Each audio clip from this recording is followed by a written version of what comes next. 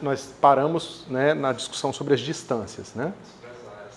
E sobre as áreas. Eu estou começando a falar sobre a área, que é justamente a partir da área que a gente vai definir o que a gente chama de distância diâmetro angular, certo? Eu tenho uma dúvida mais desconectada das últimas aulas, mas é de cosmologia. Então, mas já é no assunto que a gente já discutiu. Provavelmente. Então manda, pode falar. Uma pessoa de novo. Estava fazendo umas contas da equação de Friedmann e eu deparei com uma questão. Eu não tinha pensado nisso, assim, e é bem óbvio, né?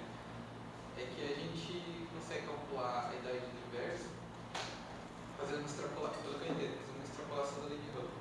Mas para isso a gente supõe que a função de Hubble é constante, de algum modo.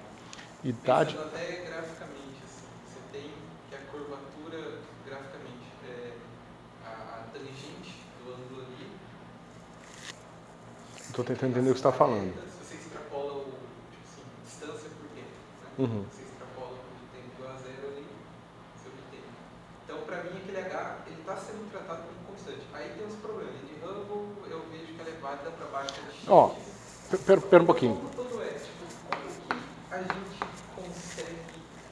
Não está errado mensurar a idade do universo desse modo e até em alguns cálculos que a gente expressa o fator de escala em termos do tempo, tipo, para mim, tratar o H como constante é um erro.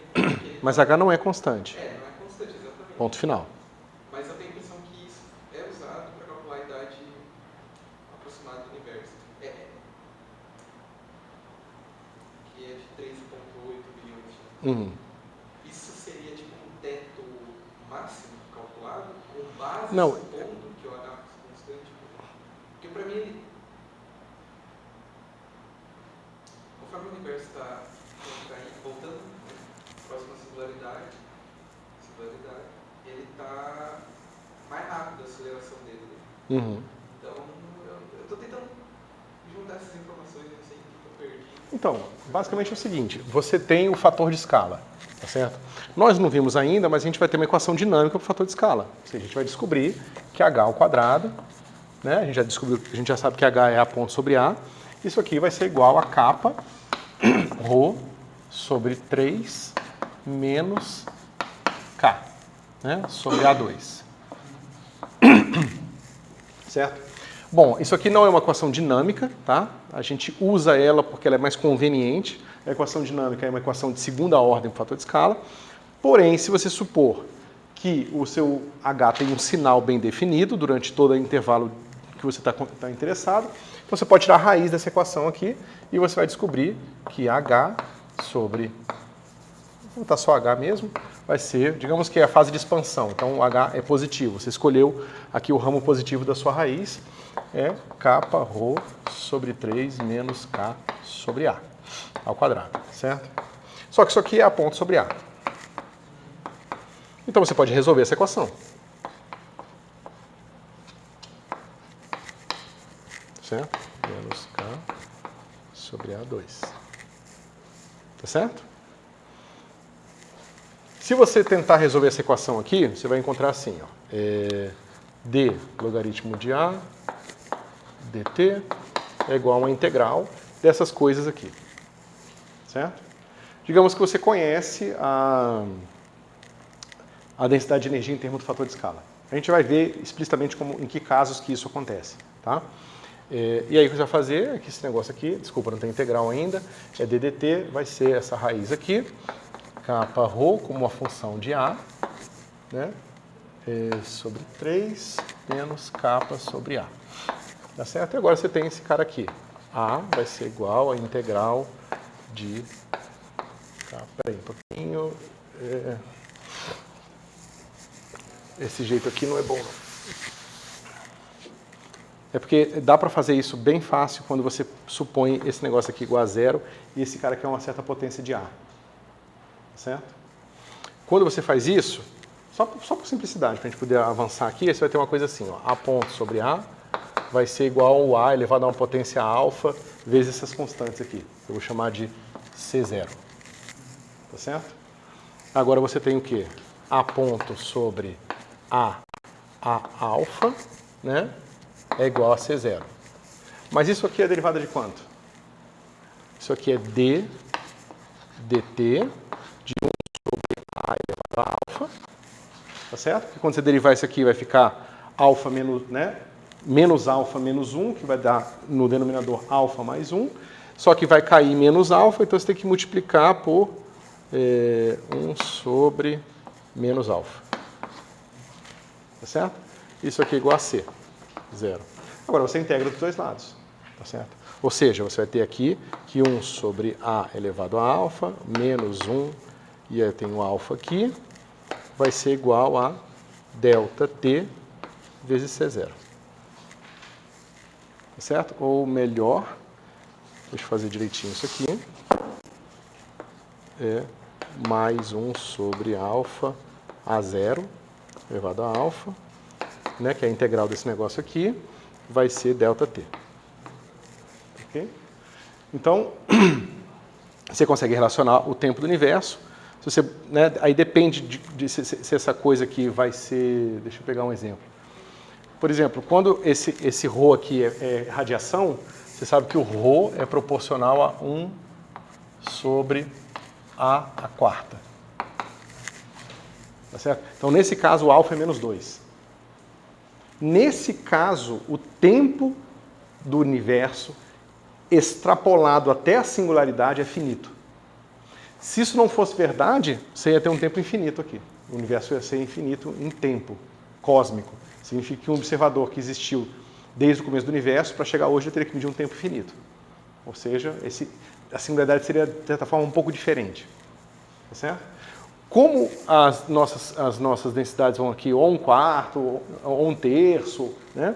Elevado a 1 sobre A elevado à quarta, ou 1 sobre A elevado ao cubo, então esse negócio aqui ele vai a zero lá no fator de escala original. Tá certo? Então esse cara vai embora e você agora associa o fator de escala hoje com o ΔT. Tá certo?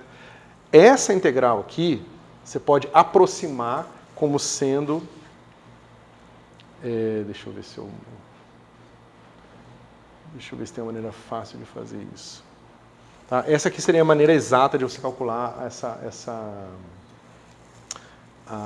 o tempo digamos, de existência do universo em tempo cósmico. Tá certo? Deixa eu ver como é que a gente faz isso no outro caso.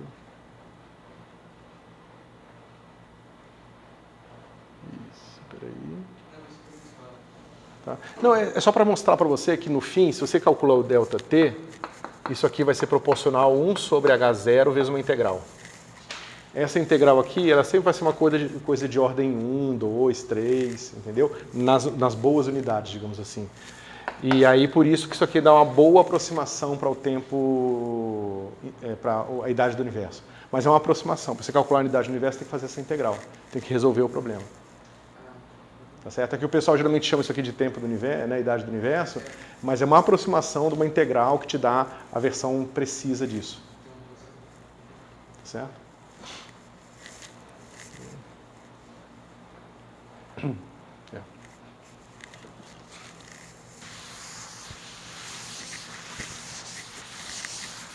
Então, pessoal, nós estávamos discutindo aqui as geodésicas, e principalmente agora a gente está começando a focar um pouco mais nas geodésicas nulas, porque a gente quer saber justamente dos sinais luminosos carregando informação para a gente, né?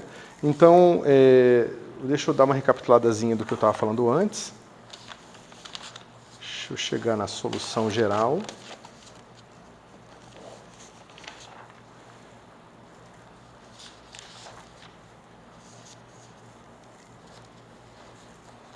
Então, dois resultados importantes que nós vimos antes, para fazer uma recapitulaçãozinha.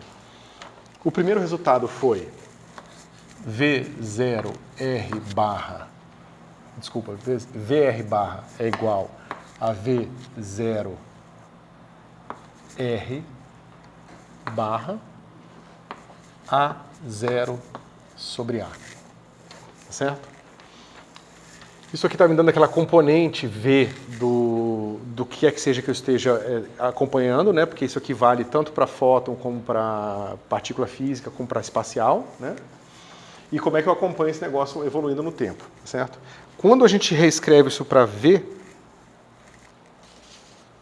Cadê? Aqui, voltando para VR. Não, peraí. Já está aqui. Tá? A gente tem o seguinte. VR vai ser igual a raiz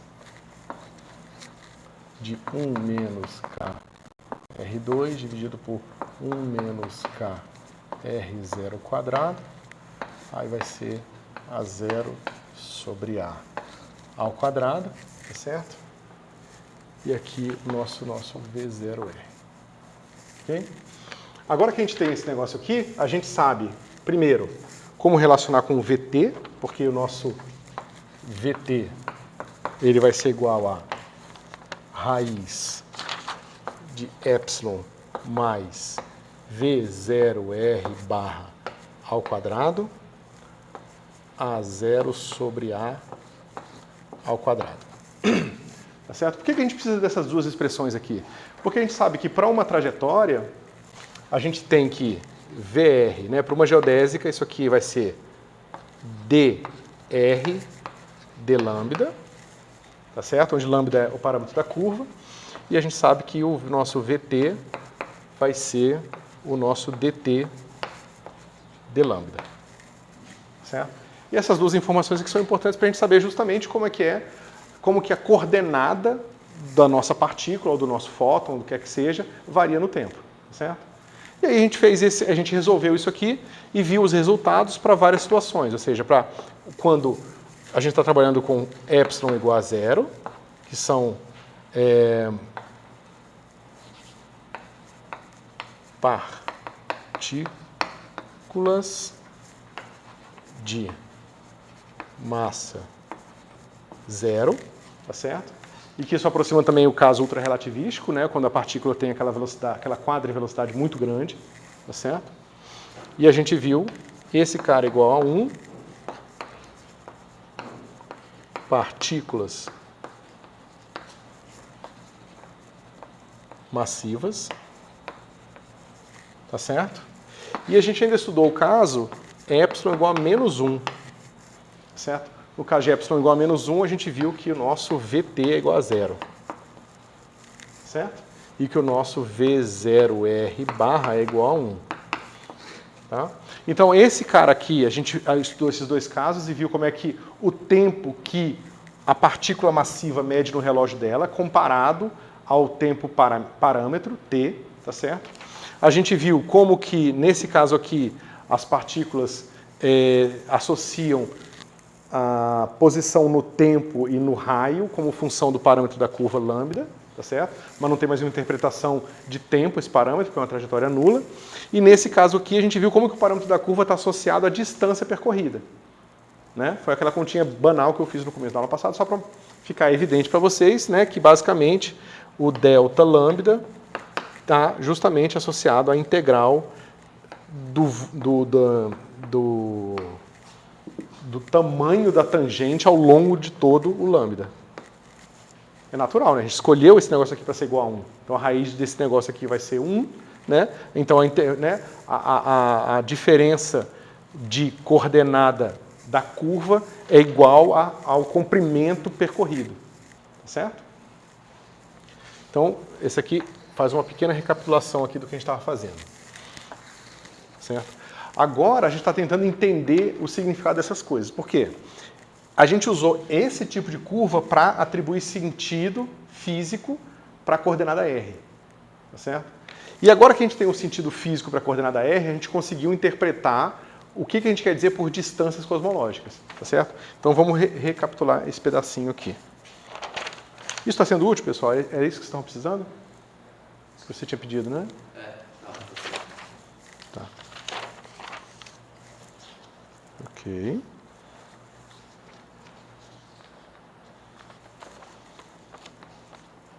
Tá. A gente tinha encontrado o seguinte.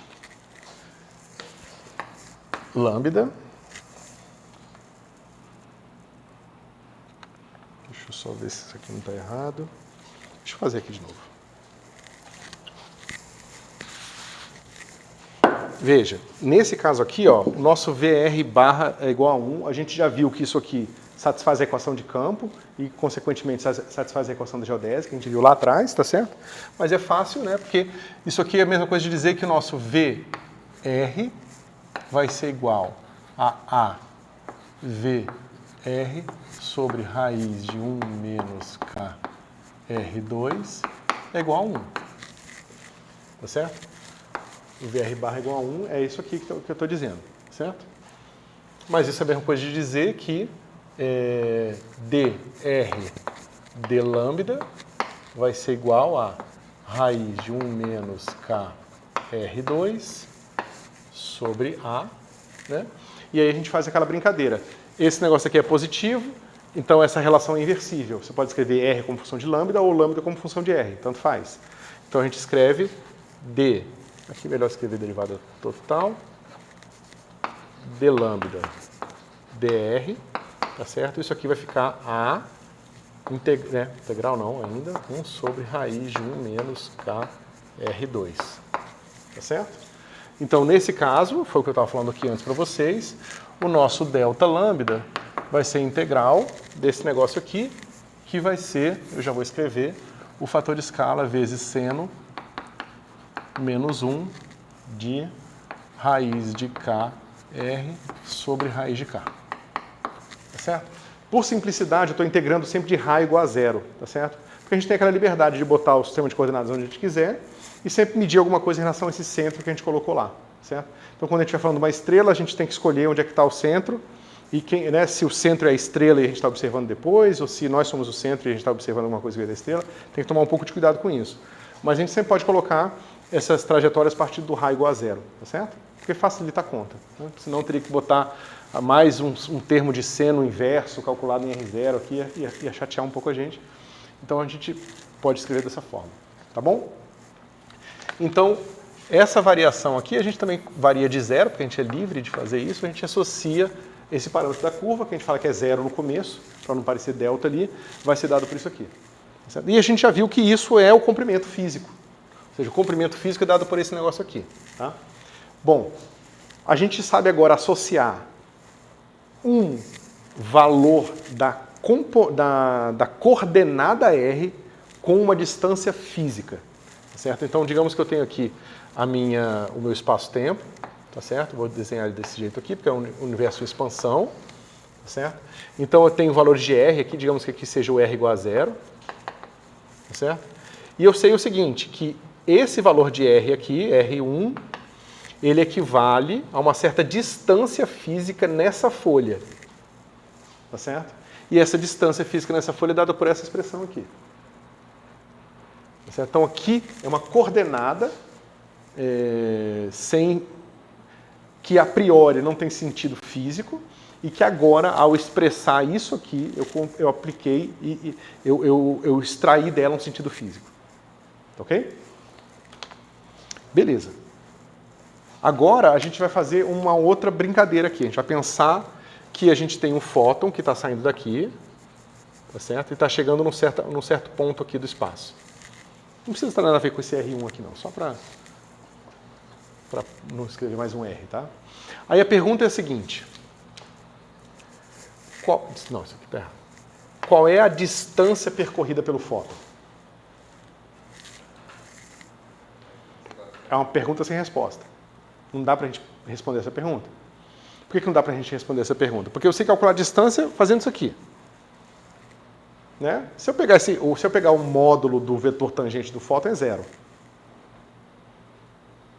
Então, se eu calcular isso aqui para o fóton, vai dar zero. Se pegar o módulo do quê? Oi? Se eu disser agora que o meu V é o vetor tangente à trajetória do fóton, eu sei que isso aqui, isso aqui é epsilon, lembra? Isso aqui é menos epsilon. Para o fóton, isso é zero. Então, eu não posso usar esse truque, que é o truque de usar... Eu não posso usar minha métrica para medir um deslocamento, porque o fóton aparentemente não se desloca. Tá certo? Não é que o deslocamento no espaço-tempo é um deslocamento nulo. Tá certo? Mas eu posso fazer uma outra coisa. Eu posso associar ao fóton outras coisas e usar essas outras coisas para dar um sentido físico para a distância percorrida pelo fóton. Então, eu vou fazer a seguinte brincadeira. eu vou supor que quem lançou o fóton é um observador em queda livre isotrópico. Essas foram as primeiras geodésicas que a gente estudou. São aquelas geodésicas que o meu V ele começa com gama T. A gente mostrou que nesse caso é a mesma coisa de falar que o nosso epsilon é igual a 1, né, e que o VR barra é igual a 0. Certo? Então esse cara aqui é o cara que mede o tempo cósmico no relógio dele, ou melhor, que a diferença de tempo no relógio dele coincide com a diferença de coordenada do tempo cósmico, tá certo? E eu uso esse cara aqui para entender o significado do T. Tá certo? Beleza. Aí eu falo o seguinte, esse cara que está em queda livre a partir do momento em que quer que seja que estava aqui, lançou o fóton, estará num certo ponto do espaço que vai ser o novo T aqui, mais a coordenada R0 de novo. Continua 0. Tá certo? E ele estará a uma certa distância física, no sentido do comprimento da geodésica espacial, que está fixada no instante de tempo T, tá certo? Que liga o ponto que coincide com quem observou aquele fóton, tá certo? Com o R igual a 0. Agora, do jeito que você explicou isso, parece que eu entendi de uma maneira diferente da vez passada. Aí parece que você está atribuindo a mesma coordenada R igual a 0 na folha temporal, na folha espacial, frente ao tempo futuro, o mais distante que você mediu. Mas para mim não era isso que deveria ter acontecido. Para mim, o frame que lançou o fóton deveria estar acompanhando as geodésicas, então ele deveria estar inclinando um pouco para a esquerda do seu gráfico, mas ele está diretamente em cima. É porque o gráfico está ruim. O meu gráfico, eu tentei fazer ele com as distâncias físicas e não as distâncias comóveis. Mas o R te dá uma distância comóvel. Porque a gente viu que nesse tipo de geodésica aqui, ó, a solução é R igual a R0. Né? R igual a R0, θ igual a θ0 e φ igual a φ0. Essas coordenadas não variam no tempo. Então, se isso aqui for realmente R, eles fazem retas aqui. Aí sim, tudo bem. Mas você tem razão. Eu não desenhei um bom gráfico, não. Se eu quiser...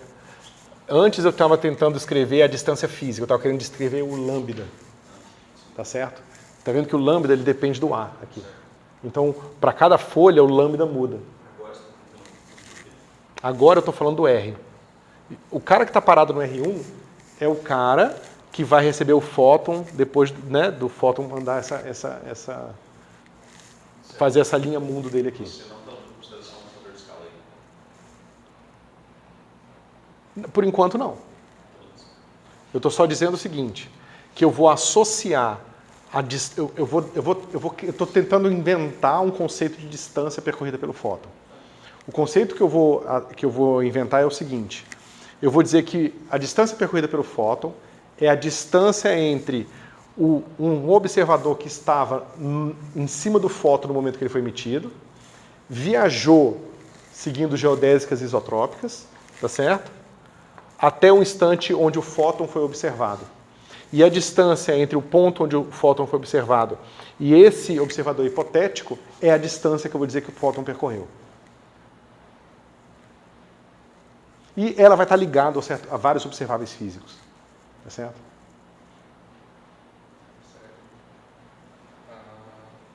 Isso tem que ser feito para coisas que não são fóton? Para coisas que não são fóton. Parece que é um problema de medir distâncias em duas folhas. Vai ser um problema em geral. Só que quando você tem o tempo próprio, aí você pelo menos pode usar essa brincadeira que é você botar se colocar no referencial que está parado em relação ao observador, e aí aquele ali já te dá o tempo próprio, te dá alguma medida, entendeu? Mas você tem razão, de certa forma é a mesma coisa, eu não consigo medir a distância percorrida, né? Se eu quiser medir um neutrino, então eu vou poder usar aquela integral e vai dar um estado e vai dar o mesmo resultado se eu fizer essa brincadeira que a gente faz com foto? Isso. Uma maneira que você pode pensar nisso aqui é que, ao invés de fazer essa brincadeira aqui, o que você pode fazer é que você vai querer a projeção da tangente numa certa direção. Aí você pode querer integrar esse negócio aqui. Tá certo? Mas é um pouco mais delicado. Na verdade, é porque você quer fazer o seguinte. Se você pegar, para vocês quiserem ver na minha tese, lá eu fiz assim.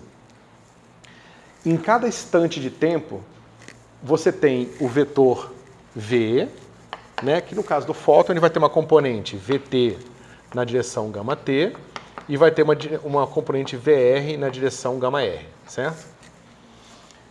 Numa folha, você tem um projetor, que é o cara que projeta qualquer vetor dentro da folha, para ficar dentro daquela folha. E minha folha agora é a minha seção espacial, certo?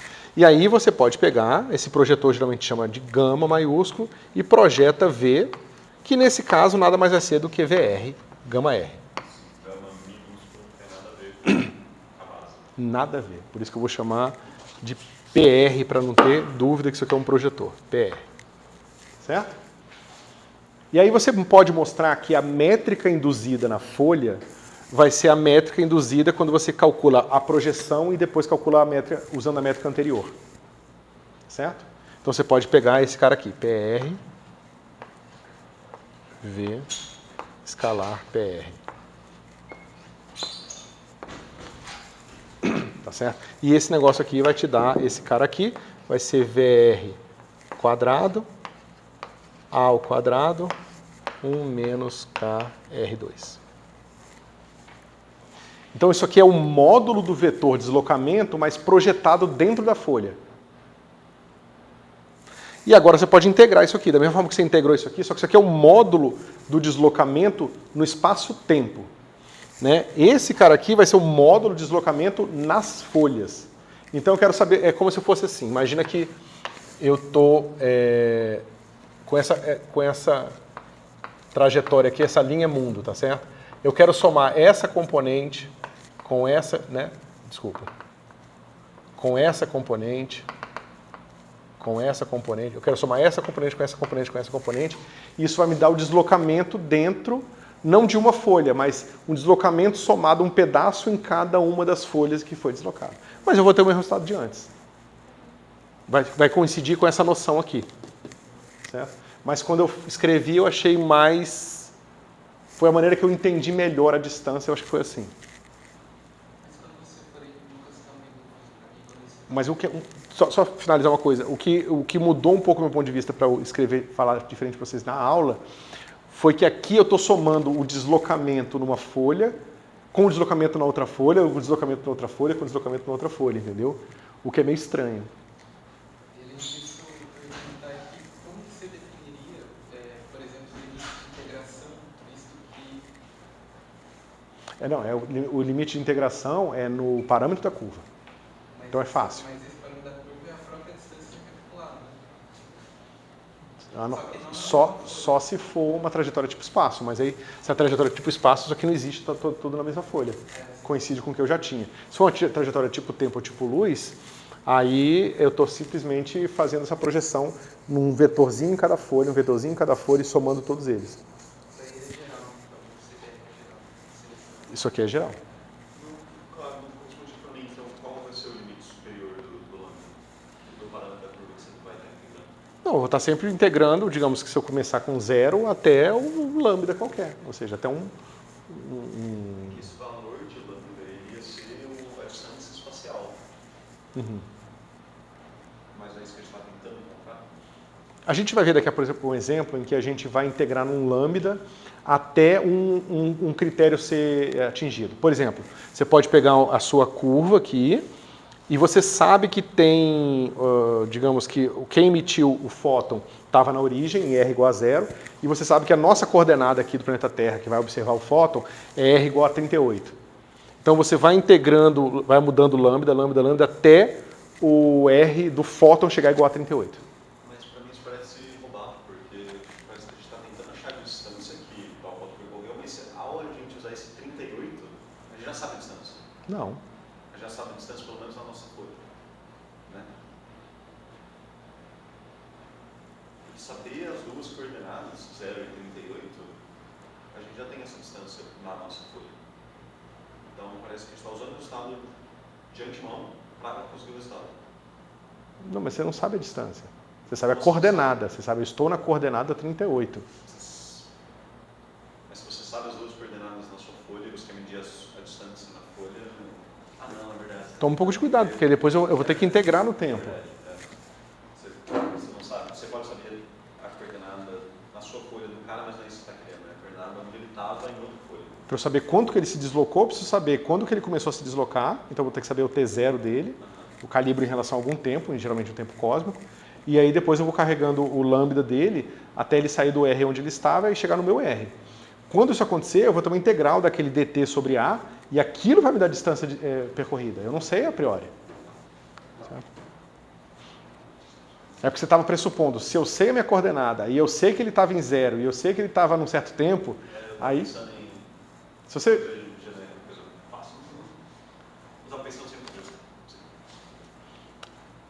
Então, está compreendido isso aqui? Bom, então, vamos voltar ao ponto que nós estávamos. Então, a gente sabe agora associar distâncias físicas, então vou chamar esse cara aqui de D, tá certo? E vou chamar seno menos 1 de raiz de K R sobre raiz de K de distância comóvel. Né? Como a gente discutiu na aula passada, é aquela distância que é a que eu vou medir na hipersuperfície especial, onde o fator de escala é igual a 1. Certo? E essa aqui é a distância física mesmo que você mede tempo a tempo. Ok? Dentro da folha. Ok? Bom. Só que é o seguinte, o que nós vimos é que a coordenada do fóton que saiu da origem evolui assim, ó.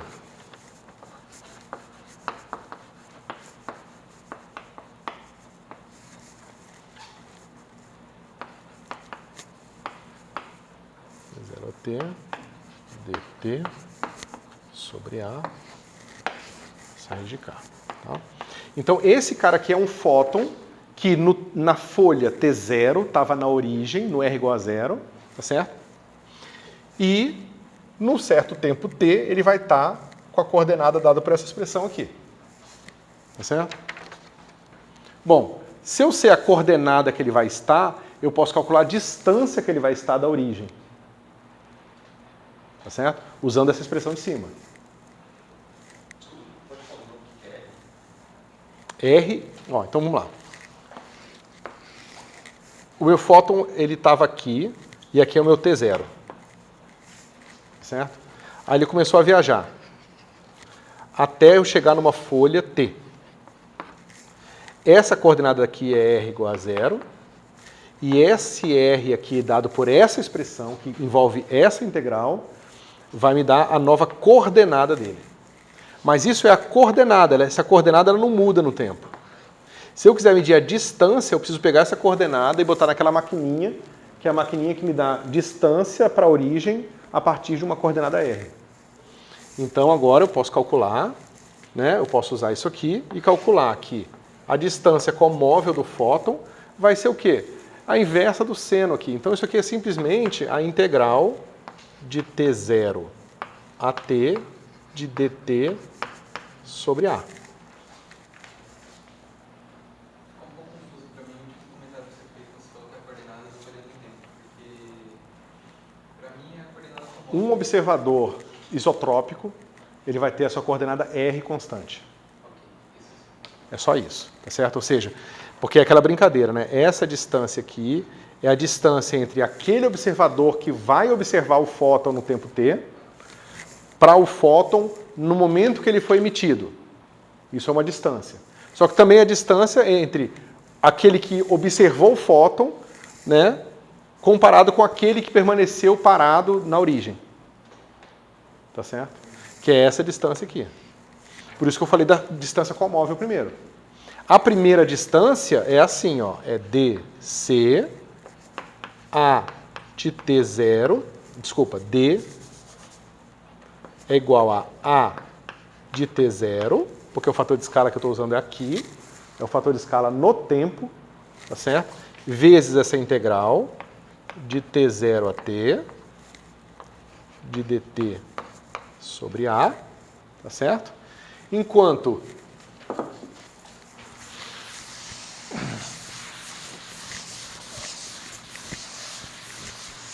a distância agora nesse tempo aqui vai ser dada por A de t integral de t0 a t dt sobre A. Tá certo? Pessoal, eu não estou escrevendo assim para não dar trabalho, então, mas vocês entendem, né, que isso aqui é uma variável muda de integração, né?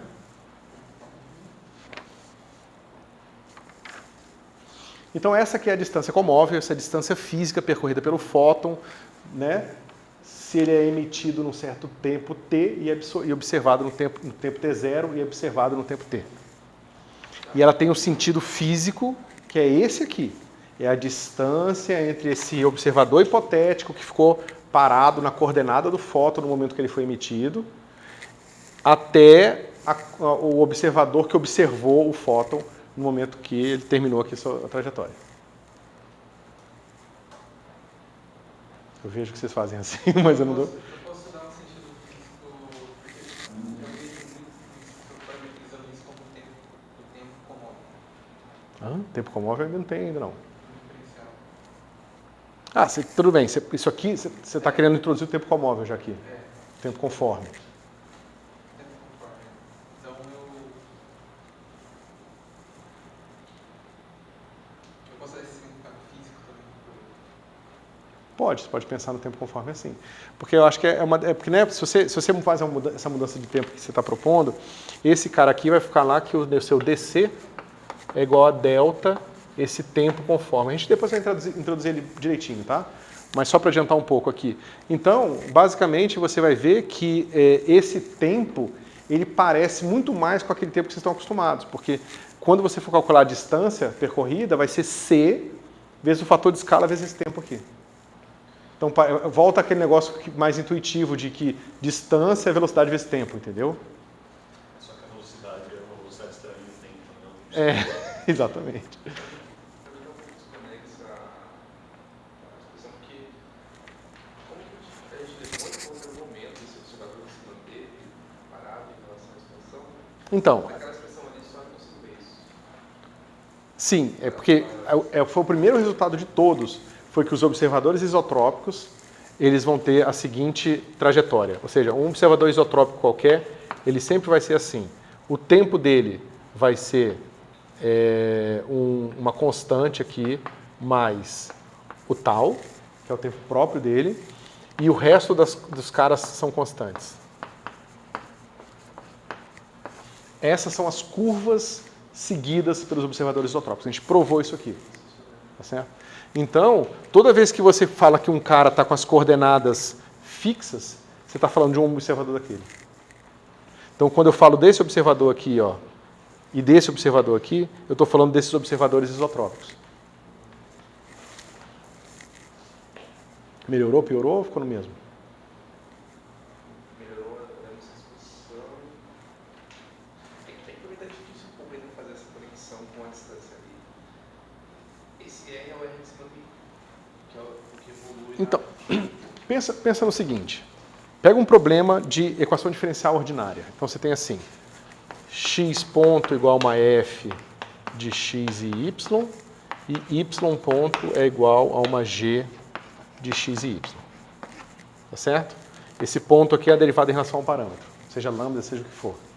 Você resolve essa equação aqui, tá certo?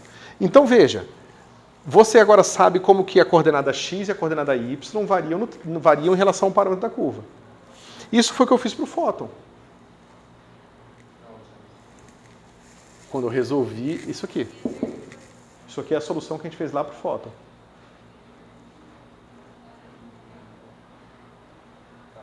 Tá certo? Então a gente mostrou que a coordenada R do fóton varia desse jeito. Tá certo? E a gente vai usar, inclusive, depois como que a coordenada t do fóton varia em relação ao parâmetro da curva do fóton. Porque a gente pode ver, então quando a coordenada r do fóton chegou a tanto, quanto é que ficou a coordenada t do fóton? Aí a gente agora sabe as coordenadas do fóton em relação ao parâmetro da curva.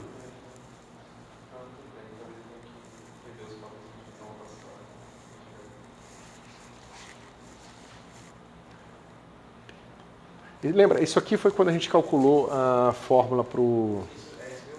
Você lembra? Tá. Não, eu digo, a gente encontrou isso aqui, ó. A gente encontrou que V R barra é igual a V 0 R barra a 0 sobre A. Lembra? Só que aí a gente converte esse negócio aqui para o nosso... No caso do fóton, a gente sabe direto que esse negócio aqui, ó, é o nosso VT. Né? Porque no caso do fóton o epsilon é 0, então VT é igual a mais ou menos VR, mas a gente bota todo mundo andando para a direita, tá? Então VT é igual a V0T a 0 sobre A. Tá certo? Só que VT é DT d lambda do fóton. Tá certo? E aí você pode calcular direto, que você vai ver que para como é que a coordenada t muda com lambda. Vai ver que vai ser uma integral desse tipo aqui também. Entendeu? E a gente tinha feito antes, se você fizer para esse caso aqui, e transformar de VR barra para VR sem barra, aí você vai encontrar essa evolução aqui como... Né? E a gente, lembrando que para resolver esse cara aqui, depois a gente mudou de lambda para t. Tá? Para não usar o parâmetro da curva e usar o t direto. Tá?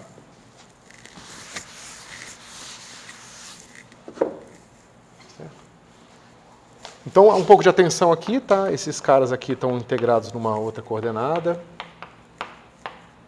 Certo? Bom, deixa eu ver onde nós estávamos agora. Ok.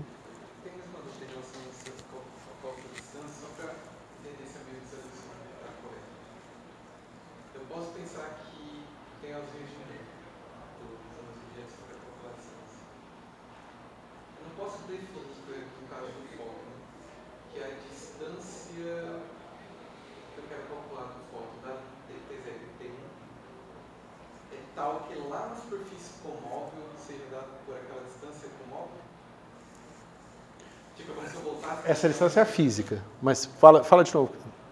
Eu estou definindo a distância do fóton a partir da distância comóvel, aí só bastaria multiplicar pela fator de escala. É porque lá eu teria só uma folha de tempo constante. É como se eu voltasse nas duas... Você está querendo fazer o caso do fator de escala constante, é isso? Não. Talvez eu tenha feito... Fala mais uma vez, deixa eu ver se eu entendo. Se eu posso generalizar esses cálculos de distância pensando que tanto o ponto que chegou o fóton quanto o ponto que emitiu, eles estão na mesma hipersuperfície. Pode. Você pode fazer isso para qualquer escolha de foliação. Que é a comóvel, que eu estou chamando. A gente, no caso, está usando as foliações especiais que são associadas às densidades de energia homogêneas isotrópicas. Mas se você estiver num espaço que não é Friedmann, ferrou. Porque aí a distância vai ser totalmente desconectada da realidade. Porque você vai precisar definir uma foliação para definir um conceito de distância. Nem distância vai existir de uma forma absoluta. Ela nem existe muito bem aqui, mas é porque como as nossas observações geralmente estão ligadas a esse referencial homogêneo isotrópico, a gente escreve todas as observáveis físicos em relação a esses observáveis. Tá certo? Mas você tem toda a razão. Se eu pegar uma outra foliação que não é essa, o meu conceito de distância vai ficar diferente. Mas isso eu já sabia, porque isso já acontece na realidade restrita. O conceito de distância depende do referencial que você está. As transformações de Lorentz vão te dar a dilatação do espaço e essas maluquices. Então, não existe distância, né, numa forma absoluta. Se você pensar, e nem em sincronicidade, né, que foi como Einstein chegou nessas ideias. Sincronicidade não existe, sabemos, se quiser. Não tem sincronia absoluta. Eu sei, é o negócio do Jung, né? Não, do Jung. Do Jung, exato. Mas então, é aquela brincadeira, né? Você tem duas bombas que explodiram e elas estão separadas por uma trajetória tipo espaço. É impossível você falar que uma explodiu antes da outra, porque sempre existe um referencial onde uma coisa aconteceu antes da outra. Então elas não têm conexão causal. Se um dia eu der curso de relatividade na pós, eu quero fazer aquele capítulo 10 do ALD sobre causalidade, de certa forma, simplificada. Vai falar sobre eleições?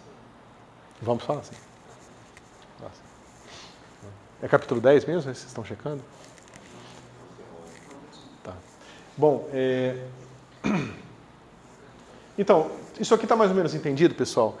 Um pouco de cuidado aqui é que nessas duas expressões eu coloquei aqui o mesmo T aqui ou T aqui. Mas eu poderia muito bem fazer uma pergunta mais complicada ainda. Falar o seguinte, qual é a distância que separa o observador que estava junto com o fóton na hora que ele foi emitido e que vai estar com o fóton no momento que ele for observado, nesse tempo intermediário T', aqui. Não é T', não, porque eu não confundi com isso aqui. T2. Entendeu? Aí vai ser essa integral com 2 aqui. Teria que mudar os limites de integração também. Não. Aí que tá. Não muda o limite de integração. Tipo, tem que ir para cima para depois voltar para baixo. É o cara que vai encontrar o fóton no T1. Ele não vai encontrar em T2, ele vai encontrar em T1. Simultaneidade. Simultaneidade, o que eu falei antes? Sincronicidade. Sincronicidade.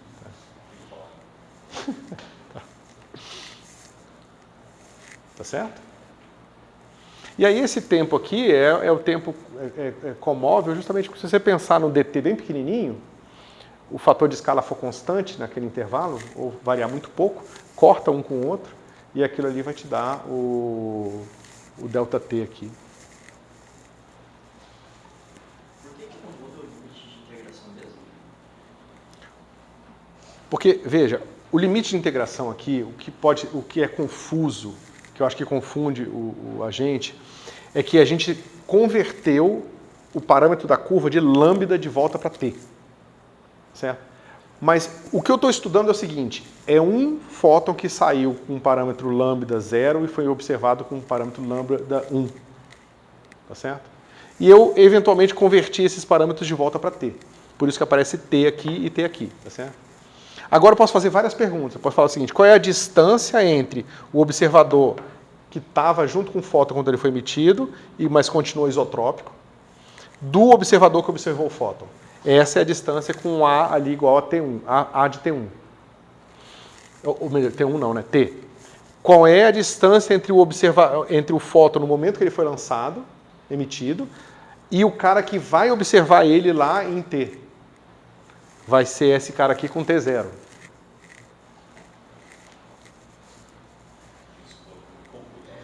Acho que você quis falar T2 pelo que isso, você falou T0. Não, eu falei T0, estou falando desse cara aqui mesmo. Eu falei esse aqui agora. Basicamente qual é essa distância aqui? É aquela integral vezes A de T0. Qual é essa distância aqui? É aquela integral vezes A de T2. E qual é essa distância aqui? É aquela mesma integral, sempre a mesma integral, vezes A de T. Mas se você colocasse no problema e colocasse que você quer achar a distância no observador que está em T2, o observador que está em T2 e ver o fóton em T2, aí a integral seria da T2? Ou seria assim? Isso que eu não entendi. Não, você não pode escolher o tempo que ele vai ser observado. Ah, não, tudo bem, você pode. O T2 o cara observou, ele está aqui, ó. Tudo bem. Aí a integral é T2. A integral é T2. Não, a integral. Isso é o problema. É se esperar que Esse cara aqui vai ver o fóton, depende aonde, né? Se a distância é aqui ou aqui. Mas se for aqui, ele vai ver a T2 integral a T2 de T0 a T2. Você deve mas você está querendo saber a distância naquele tempo, já que sendo que o fóton já foi avistado no tempo. Isso. Não é isso. Agora. Porque frequentemente você vai querer saber daquela escala que foi medida hoje, quanto que aquela escala era num outro tempo. Aí Entendeu? Melhorou? Ótimo. Ok, então já fomos aqui, já viemos para cá. Então, o que foi? Agora eu entendo que eu acho que queria universidade. É o Friedman veio chatear a gente com esse negócio. Então tá, pessoal. Agora, a gente pode fazer o seguinte. Vamos medir áreas, tá certo? E a medição de áreas vai ser importante justamente para a gente entender o seguinte. Esse cara aqui vai emitir um fóton, tá certo? Só que digamos que esse cara aqui é uma estrela e ele está emitindo fótons em todas as direções. Tá certo? Como ele está medindo fóton em todas as direções, esses fótons vão estar, digamos, inicialmente numa certa superfície, e esse mesmo número de fótons vai estar em superfícies cada vez maiores. Tá certo? Então eu preciso saber como que eu meço a área para saber como que o número de fótons cai. Tá certo? Tem mais dois fatores, porque cada fóton a gente vai receber um redshift, então ele vai perder energia. Então se eu estiver medindo não o fóton, número de fótons, mas se eu estiver medindo a energia ou o fluxo de fótons, que é energia dos fótons pelo tempo, eu vou ter mais dois fatores de correção. E é por isso que a gente vai ter várias mais distâncias, tá certo? Mas a gente vai chegar lá. Não só elas são difíceis de entender, como elas são muitas, né? Beleza. Você está escrevendo lá, tem 5 métricas, das equações de Boltzmann tem 5 métricas diferentes. Eu caso ele se transformar métrica. É tipo isso, cara, distância diferente, cada uma tem suas complexidades. Então, pessoal, a gente viu lá atrás a definição das formas, né? Lembra que a gente pegou uma forma df e a gente viu que esse cara aqui se aplica num vetor, né? E a gente encontrou uma coisa do tipo df, dt, gama t, por exemplo. Isso lá no comecinho, lembra que eu mostrei que essas formas elas estão associadas justamente com a... Desculpa, isso aqui não é assim não, é só assim. Essas formas estão associadas a integrações de curvas que eu ainda não especifiquei. Tá certo? E aí, associado a isso, tem um gradiente, que é esse negócio aqui, e assim por diante. Certo? Ok. Ou seja, nesse caso aqui, deixa eu fazer isso aqui, né? Gama T vai ser igual a isso aqui. Certo? Bom, para nós medirmos áreas, a métrica não é mais o suficiente, porque a métrica a gente nos serviu para definir módulo e ângulo. Tá certo? Então a gente quer agora medir áreas das coisas. Certo? Para nós medirmos a área, a gente precisa então de um outro objeto físico, que a gente vai chamar de uma 2 forma, tá certo? Deixa eu ver como é que eu botei aqui. Você construiu isso no ano passado? Eu pulei isso. A explicação estava muito truncada, aí eu resolvi fazer uma versão um pouco mais extensa dela. Deixa eu ver. Ok. Então, o que a gente tem aqui, pessoal? Então, em vez de ter só um df aqui, eu vou ter uma coisa assim, df dg. Tá certo? G não, porque geralmente a gente vai botar H aqui. Porque geralmente a gente usa G para métrica, né? Então eu tenho duas funções quaisquer aqui, e eu vou definir esse objeto assim, ó. Esse cara vai ser df dg, dh, menos dh df. Tá certo? E eu vou definir, né, a gente já sabe a ação de um objeto desse tipo num vetor. Então eu vou usar essa definição de ação desse objeto no vetor para definir a ação desse objeto num vetor. Certo? E vai ser assim. df pola com x dh atuando num vetor v e num vetor u vai ser igual a df atuando em v, df dh atuando em u. Tá certo? Agora a gente sabe atuar esse tipo de objeto que é a versão antissimetrizada. Oi. Foi uma definição, é um produto externo. Isso. Esse aqui é um produto tensorial, esse aqui é um produto externo. Tá, isso foi uma definição. Isso, eu estou definindo como é que o produto tensorial age em dois vetores. Tá. Você está fazendo física matemática? Tá, né? Eu já vi produto tensorial e restrita com o Thiago, então Ah, eu tô tá. vendo. Tá. Eu já terminei essa parte, mas eu compreendo, eu só nunca tinha visto isso. É porque aqui eu estou definindo a ação do produto tensorial. Ou seja, eu tenho uma unforma com uma outra unforma e o produto tensorial das duas age em dois vetores assim. Tá certo? Então, a gente sabe agora que df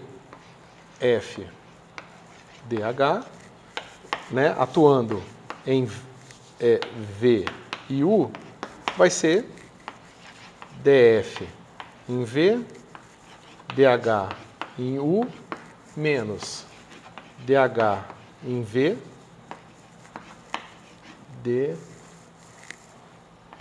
df em u. Tá certo?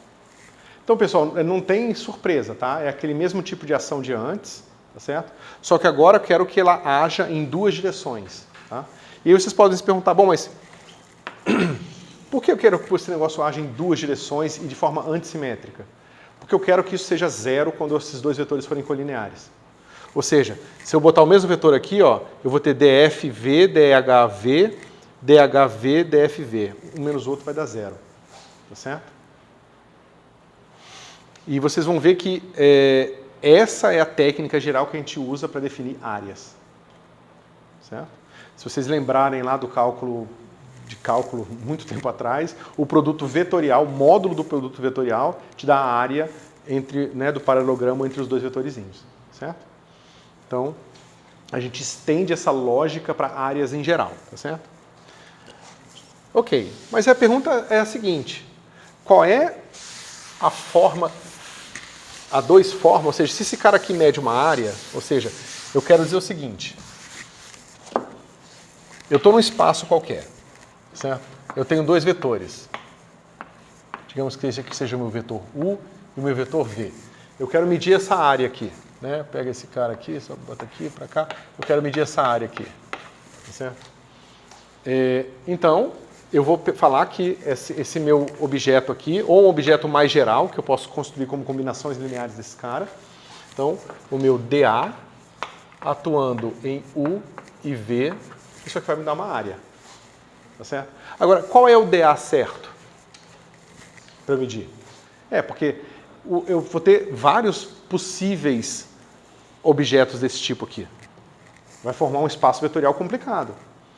Qual é a dois forma certa para medir a área que eu quero medir? Que use a escala e, além disso,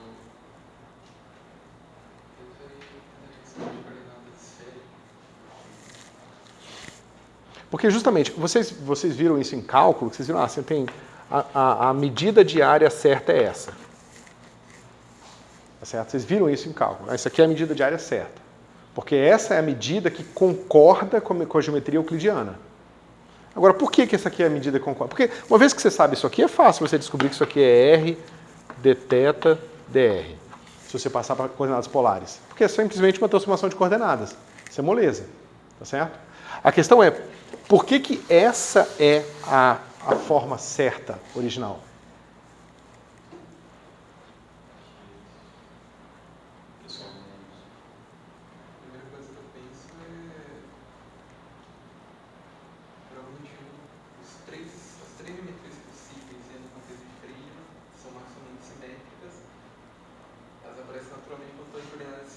Mas assim, em geral, você não tem nada disso. Como é que você sabe a métrica certa em geral? Isso. A resposta mais fácil no caso euclidiano é o camarada foi lá, mediu a área do negócio, viu quantos quadradinhos cabia dentro do quadradão ali, usou isso como uma unidade e viu que isso concorda com base vezes altura. No caso euclidiano. Então ele descobriu que esse cara aqui é a métrica que coincide com a medida de área que é compatível com a sua medida infinitesimal ali de módulo de vetores e ângulos. Tá certo? É a área certa euclidiana. Agora, imagine que eu estou numa geometria qualquer. Como é que eu defino esse cara aqui de partida? Porque é fácil você pegar esse cara euclidiano e mudar o sistema de coordenadas, que é o que vocês fazem enquanto vocês trabalham com cálculo. Agora, de partida, como é que você faz? Que é o que o Capellini fez no IC dele, né? Foi basicamente, parte do IC era entender como que você calcula a forma de integração quadridimensional para definir o princípio variacional da relatividade geral. Tá certo? Como é que vocês acham que a gente pode definir esse objeto aqui?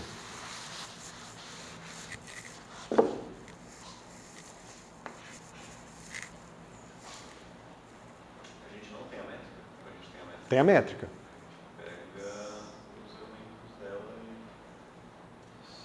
Veja, a nossa métrica aqui vai ser assim, ó. Vou botar em forma matricial. Menos 1, R não.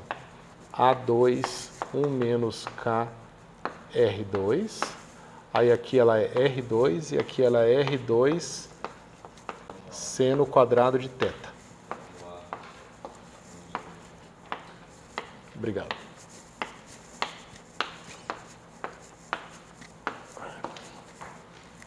Acho que sim.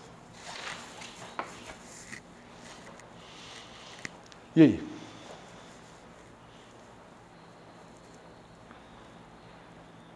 Alguma ideia?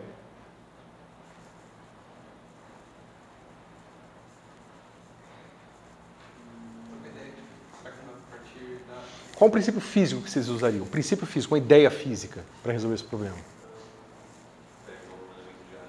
Um elemento de direção, em uma direção e em outra, e ver o quadradinho, mede o quadradinho que eles formam. Mas para você medir o quadradinho que eles formam, é a mesma coisa que especificar quem é DA.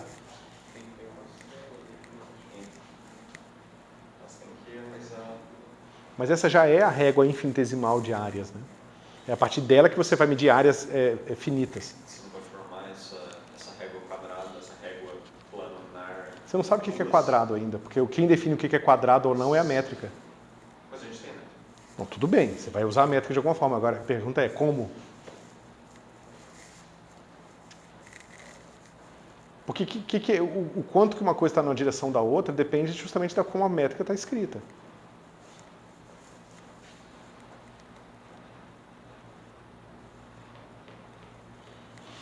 Bom, o que a gente vai fazer aqui é fazer essa versão simples desse cálculo, tá?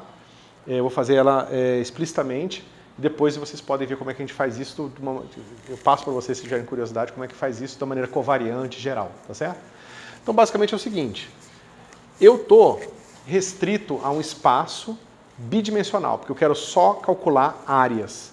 Então, o meu tempo vai ficar fixo, tá certo? E o meu raio vai ficar fixo. Tá? Quais coordenadas que eu tenho livres agora? Θ e φ. Você já escolher calcular a área variando R e θ? Posso calcular áreas de qualquer jeito. Na verdade, eu teria que fazer isso para todas as direções, para encontrar digamos, o equivalente seria o dx, dy, E3, que vocês viram provavelmente alguma coisa assim, um elemento de área direcionado em cálculo. Né? Aí você faz o produto escalar disso com uma certa direção e você tem a área ao longo daquela normal, tá certo?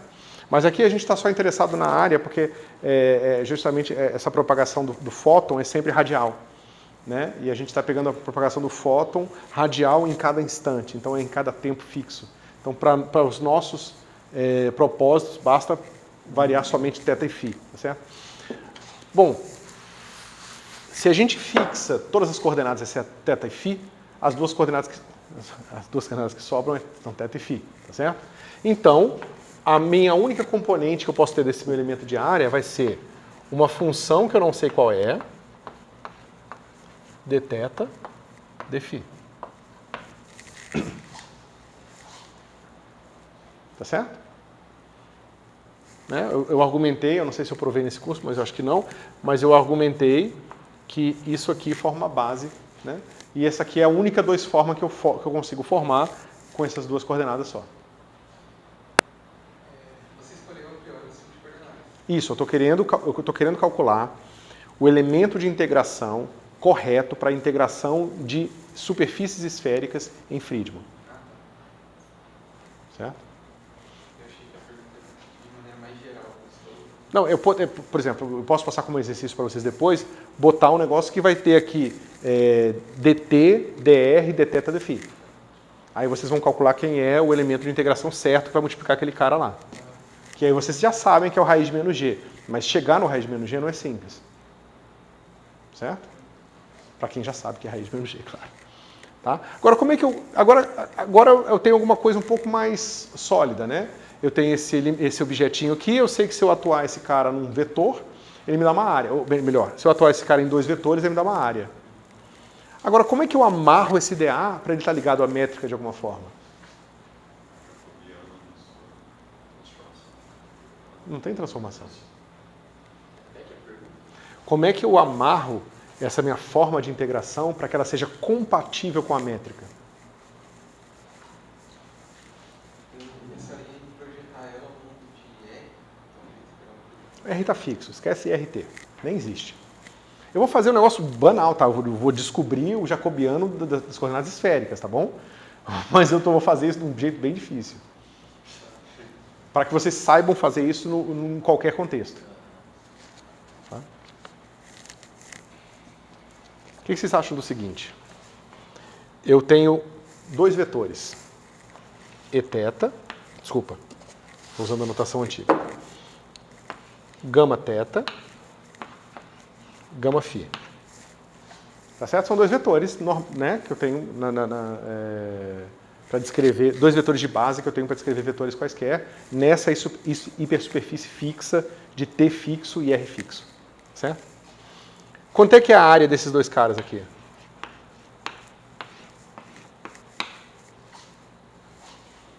Vai ser a ação desse cara aqui, aí vai dar dθ atuando nesse cara aqui que dá 1, dφ que atua nesse dá 1, e eu vou ter a versão invertida que dφ nesse cara dá 0 e o dθ desse cara aqui dá 0. Então isso aqui é f de θ e φ. Ok? Simples, né? A questão é a seguinte. Se eu transportar paralelamente esse meu cara aqui na direção θ ou φ e depois medir a área lá, eu gostaria que isso fosse diferente ou igual de eu medir essa área antes. Exatamente. Para ser compatível com a métrica, eu vou ter que impor que se eu medir a área aqui e depois transportar esse número, ou transportar os vetores e depois medir a área, eu tenho que medir a mesma área. Tá certo? Porque o transporte paralelo, que é o transporte que respeita a métrica, ele tem que manter as áreas iguais. Tá certo? Então, através do transporte, a gente faz isso. Num contexto mais avançado, basicamente você vai querer que a derivada covariante das duas formas seja igual a zero. Certo? Mas aqui eu vou dar uma maneira bem mais pé no chão de fazer isso. Ok? Bom, vamos lá. Quem é transporte na direção θ de gama θ? Por sorte, a gente fez umas 3 aulas disso aí, então a gente já sabe que esse cara aqui, em θ e φ, é simplesmente o meu gama θ em... Peraí, anotei a anotação assim mesmo. Em θ mais delta θ e φ. Né? Lembra que o transporte é trivial para θ? Beleza.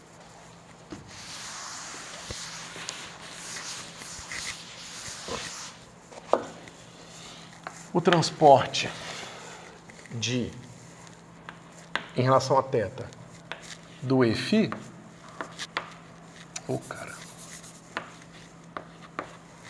vai ser igual. A formulinha está lá atrás, vocês podem voltar lá e ver. Vai ser 1 menos delta θ, cotangente de θ, F gama φ de θ mais delta θ e φ.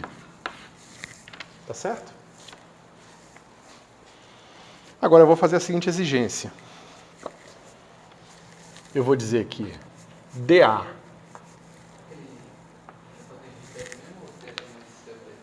Como é que é? Cotangente de θ mais delta θ? cotangente de... Se eu não me engano, a gente tomava derivada no ponto já depois de transportar. Não, cuidado. A gente calcula a derivada e qualquer vetor de base que apareça, a gente muda o argumento para θ mais Δθ. Então, por isso que só esse cara ganha delta mais Δθ. Esse cara não ganha, não. Não vem derivada nenhuma, não. Vem dos termos da conexão. Né, que estão associados a derivados dos vetores de base, que nesse caso específico, lá na atrás do S2, a gente calculou explicitamente porque a gente tinha métrica induzida cartesiana. Tá? Então a gente quer o seguinte, a gente quer que T de Tθ gama θ, Tθ gama φ seja igual ao nosso dA de gama θ e gama φ. Isso é verdade, mas também não vai ter que impor que dA de Tφ gama θ Né? Tφ gama φ igual a dA de gama θ gama φ. Como é que é? Você não vai ter que impor também essa mesma função, só que ao invés do transporte em θ, o transporte em φ? Vou, mas primeiro eu vou fazer em θ. Certo? Lembrando que isso aqui está calculado em θ mais Δθ, porque esses caras aqui eles saíram de θ e φ para θ mais Δθ e φ. Então esse aqui é calculado também em θ mais Δθ e φ. Certo? Esse é o transportado e esse é o cara que está lá. Tá certo? Então, cadê você? Tá aqui. Um pouquinho.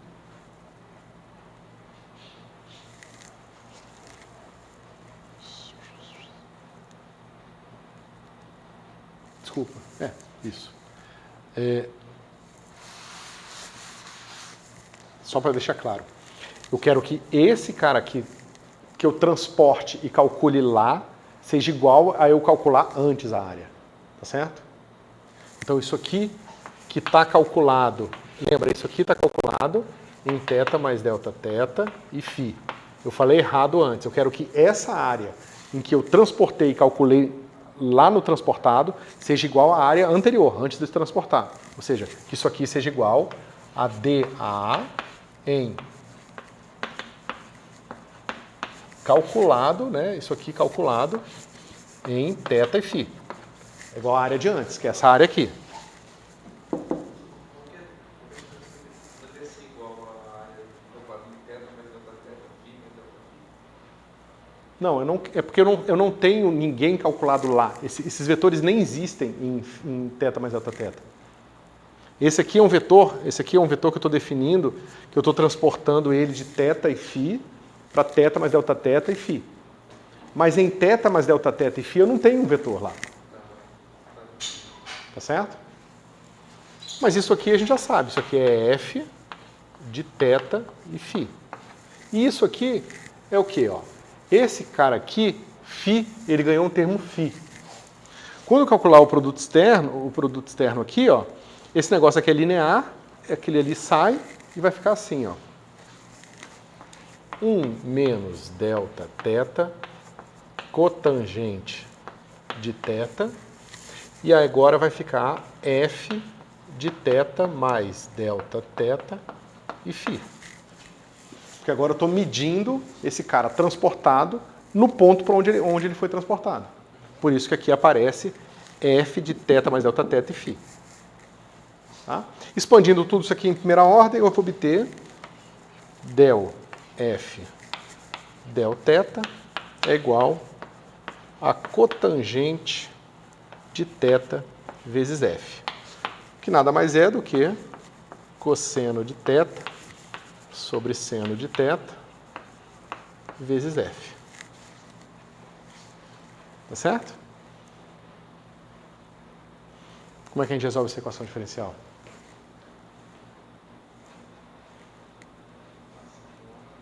Da maneira mais fácil, que é adivinhando. Né? Basta você ver que f proporcional a seno de θ funciona. Por quê? Se eu derivar seno de θ, dá quanto?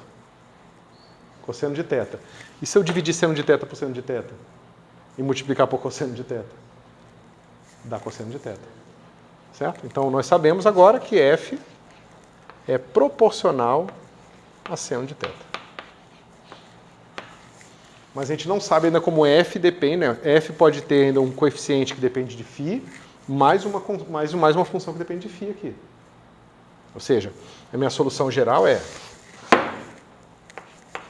uma F eu vou chamar de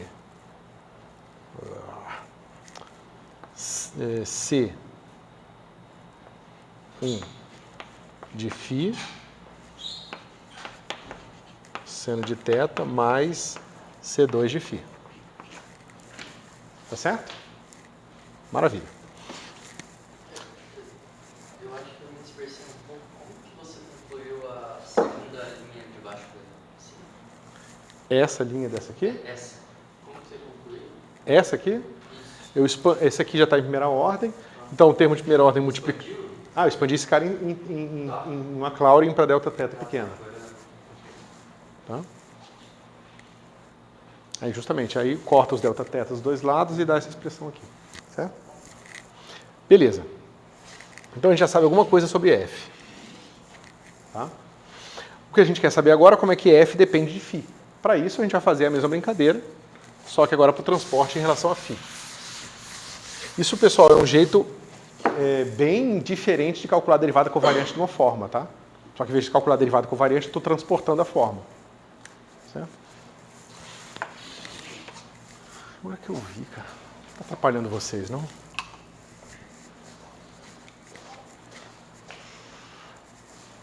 vai ver o vídeo até agora, ninguém tá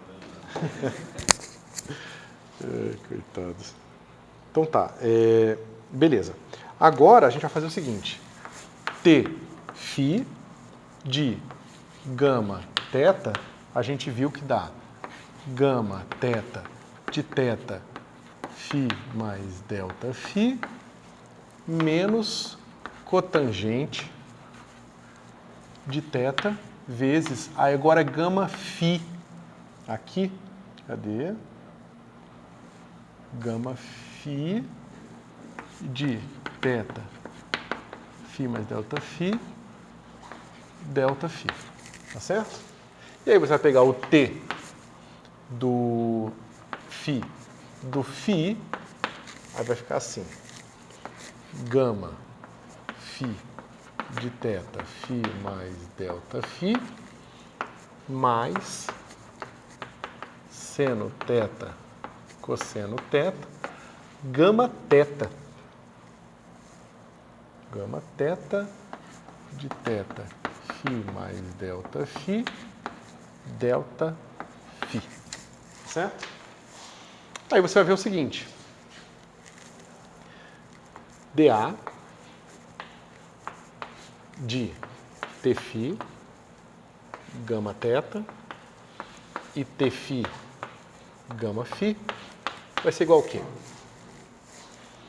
A gente sabe que esse com esse dá F, né?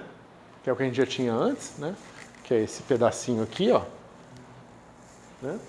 Só que agora, olha o que vai acontecer.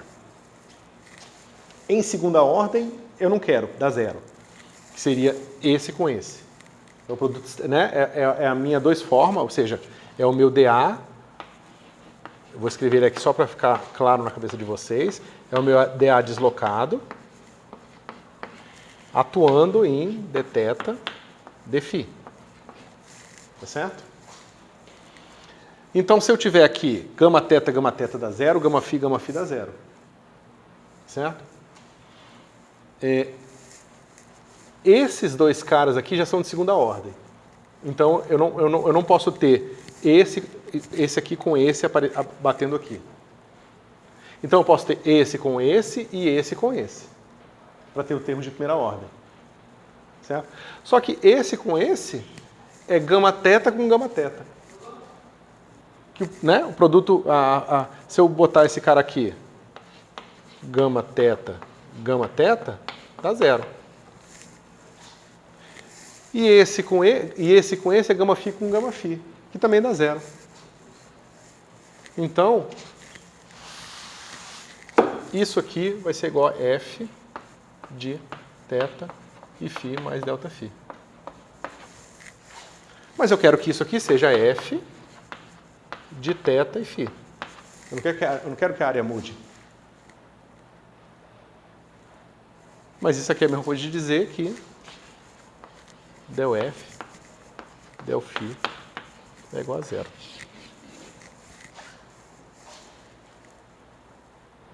Certo? Então, esse negócio aqui vai ficar, nossa F vai ser proporcional a uma função, vou botar aqui, uma C3 aqui, que eu não tinha colocado a dependência de RT qualquer, né? Porque se a gente está fazendo com RT qualquer, vezes seno de θ.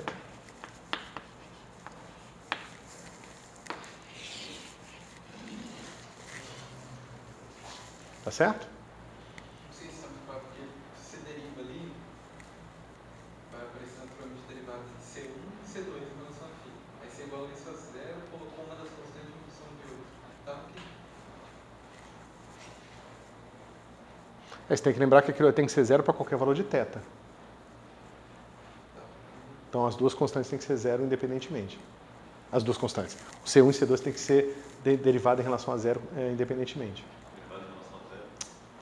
Tem que ter derivada em relação a φ igual a zero independentemente. Tá certo? Mas sempre uma continha para vocês fazerem, para vocês pegar esse... Porque tem um monte de detalhe que a gente não fala, né? Beleza.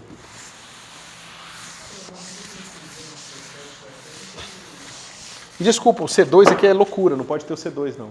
Senão não satisfaz a equação diferencial. A equação diferencial é essa aqui, ó. Eu fiz besteira quando eu botei aquele C2. Eu nunca sigo minhas notas e eu sempre me arrependo. Porque nas notas eu não botei e eu sabia por quê. dF de θ é igual a cosseno de θ sobre seno de θ vezes F. Isso aqui é uma equação de primeira ordem. Não pode ter duas constantes. Estava errado. Só que você vai dar um parcial, eu fiquei em dúvida. Mas no caso é parcial, mas no momento ela é ordinária, entendeu? E aí realmente é besteira, só tinha uma constante, tá certo? Isso aqui não, tem que ser proporcional a qualquer coisa vezes seno, tá certo? Por isso dá só esse negócio mesmo. Daria pra gente colocar, deixar R livre e colocar uma função F de R Dá. e fazer a mesma lógica do transporte de R para Pode. tirar o fator de R da área? É assim que você encontra a área que ninguém calcula. É difícil fazer isso aí. Mas você não vai encontrar em livro nenhum pessoal com isso feito. Mas dá para fazer, mas não é difícil não. Mas aí você vai encontrar um conjunto acoplado de equações diferenciais, tem que resolver e tal. Certo? Agora você precisa normalizar essa brincadeira aqui. E aí entra a parte que a gente vai ter que deixar para a próxima aula, porque não dá tempo. Se você for olhar um livro, você vai encontrar isso no livro do Wald, você vai encontrar assim, ó. Epsilon, mi, alfa, beta, para 4 formas, tá, de integração. Mi, alfa, beta igual a menos 4 fatorial. Aí você normalizou sua 4 formas. Mas aí eu vou discutir isso com vocês na próxima aula. Tá? De uma maneira bem mais simples do que isso aqui, para fazer esse negócio aqui. Quando você... Isso aí, você está muito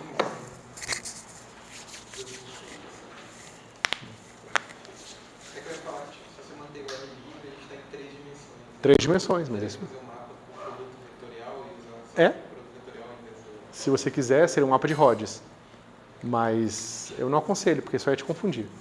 Porque o que é a direção ortogonal? É a direção ortogonal ao plano TR. Você pode chamar isso de θ, se você quiser, entendeu? Mas T não, mas é θ, φ. Você está tipo botando uma regra da mão direita entre que um dedo seu aponta para o tempo, um tempo aponta para o raio e outro tempo aponta para o θ, entendeu? Não sei se vale muito a pena.